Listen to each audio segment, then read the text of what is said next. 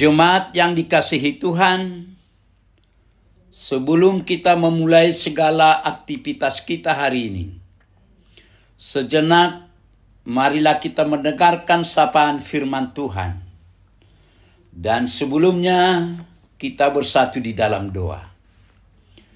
Damai sejahtera Allah yang melampaui segala akal, itulah yang memelihara hati dan pikiran saudara-saudara di dalam Kristus Yesus Tuhan kita. Amin.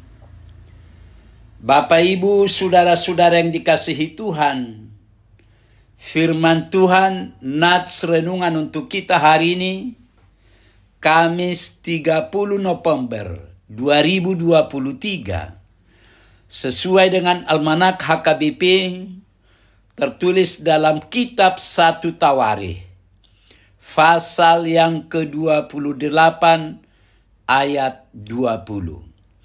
1 Tawarikh 28 ayat 20.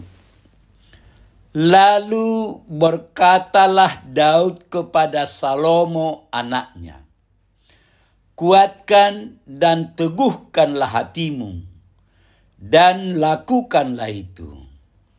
Janganlah takut dan janganlah tawar hati, sebab Tuhan Allah, Allahku, menyertai engkau. Ia tidak akan membiarkan dan meninggalkan engkau sampai segala pekerjaan untuk ibadah di rumah Allah selesai. Demikian firman Tuhan. Engkau harus berani serta bertindak. Saudara-saudara yang dikasihi Tuhan, kitab 1 Tawarikh banyak menceritakan tentang persiapan-persiapan pembangunan bait suci yang digagas oleh Daud. Setelah Allah menyetujui tempat atau lokasi bait suci akan didirikan, Daud kemudian menerima petunjuk dari Allah untuk menjauhkan diri dari pembangunan bait suci itu. Pembangunannya ditentukan Allah untuk dikerjakan oleh putranya Salomo. Bagi Salomo yang belum berpengalaman, semua itu pasti menakutkan. Baik sebagai pemimpin umat Israel dan membangun bait suci, dan bisa mempengaruhi prioritasnya. Rasa takut itulah yang kita lihat dalam diri Salomo pada nats renungan kita hari ini. Salomo dalam hal ini sudah paham betul tentang karakter dan perlakuan bangsa Israel dan saudara-saudaranya yang selalu ingin menjatuhkannya. Dalam situasi seperti itulah Daud menasehati Salomo. Artinya, melihat hal serius itu menjelang wafatnya, Daud memanggil Salomo. Ia meminta dan berpesan kepada Salomo, janganlah takut dan janganlah tawar hati, sebab Tuhan Allah, Allahku, menyertai engkau. Artinya, Daud berpesan kepada Salomo supaya menguatkan dan meneguhkan hati dalam melakukan rencana memimpin dan membangun bait suci. Sekalipun sebagai ayah, Daud tidak bisa mendampinginya lagi. Salomo tidak boleh takut dan tawar hati, sebab Tuhan akan menyertainya. Tuhan tidak akan membiarkan dan meninggalkan Salomo sampai segala pekerjaan pembangunan bait suci selesai. Saudara-saudara yang dikasihi Tuhan, melalui nats ini, Daud sekali lagi ingin memberi semangat dan keberanian kepada putranya Salomo dan menunjukkan bahwa Tuhan akan menyertainya pada saat pembangunan bait suci.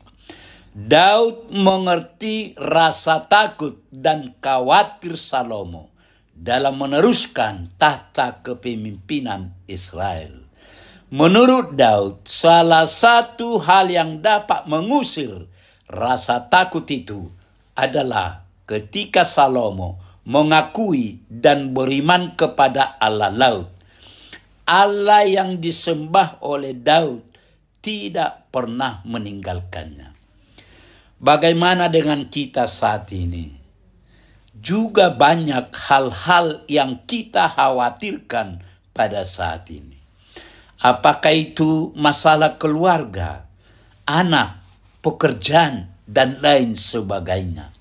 Semangat dan keberanian yang disampaikan oleh Raja Daud dapat juga diterapkan dalam perjalanan hidup kita. Salah satu cara menguatkan kita adalah ketika kita mau mengakui dan mengimani Allah Daud menjadi Tuhan kita. Allah yang kita kenal melalui Yesus Kristus adalah Allah yang setia, melindungi, dan menyertai kita dengan kuasa-Nya. Karena itu, percaya dan imanilah Tuhan.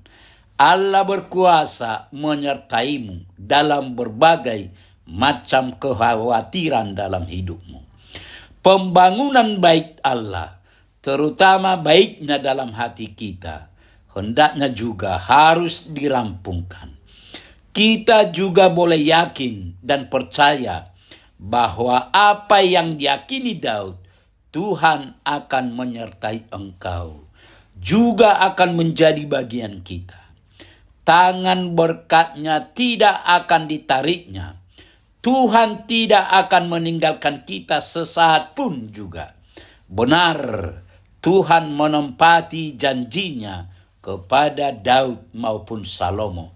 Pembangunan bait suci dapat terlaksana dan selesai tepat pada waktunya. Amin. Marilah kita berdoa.